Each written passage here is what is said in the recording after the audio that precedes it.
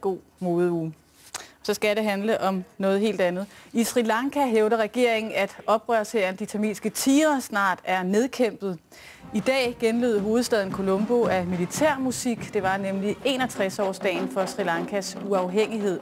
Præsidenten Mahinda Rajapaksa sagde, at tigernes opstand snart er helt knust, men mindst 52 civile blev dræbt under heftige kampe på nationaldagen. Og Sri Lanka, der tidligere hed Ceylon og var en britisk koloni, blev selvstændigt i 1948. Konflikten mellem regeringen og de tamilske tigre har stået på i 25 år. Tigerne kæmper for et selvstændigt hjemland i den nordlige og den nordøstlige del af Sri Lanka.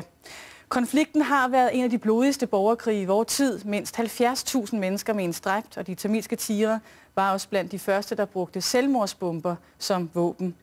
Regeringshæren har nu trængt tigerne tilbage til et jungleområde ved Sri Lankas nordøstlige kyst. FN skønner, at 250.000 civile er fanget i området der. Og i Danmark bor der omkring 10.000 tamiler. En stor del af dem bor i Midtjylland tæt på 2 store hindutempler. Tamilerne herhjemme er bekymrede for de flere 100.000 landsmænd, der er på flugt. Så lige nu går hverdagen mest med at forsøge at følge med i krigen. Og jeg skal advare mod voldsomme billeder i det indslag, som kommer her. Sujata og hendes veninde Jani har kun én mulighed for livstegn fra familierne i Sri Lanka.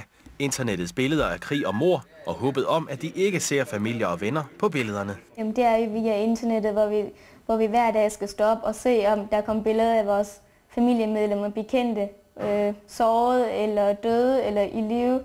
Det er det eneste mulighed, vi har for at se, om det er i live eller ej.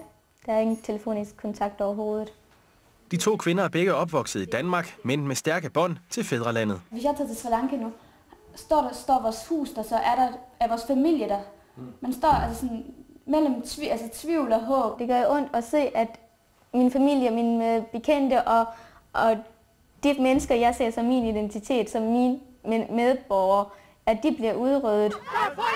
Og samme frustration blev ved middagstid udtrykt noget mere højlydt af 4.000 tamiler på Christiansborg Slotsplads. Danmark kan sammen med EU sørge for, at der bliver indført våbenhvile, sende nogle fredsobservatører dernede, sende noget humanitært hjælp. I Herning hos den stille frustration håber de 2 kvinder, at verden får øjnene op for deres folk i tide. Hvis alle tamilerne bliver udryddet der på Sri Lanka, jamen, så har jeg ikke noget at vende tilbage til. Altså, hvem er jeg så? Så er jeg ikke en tamiler længere, men jeg er heller ikke en dansker, fordi jeg bor her.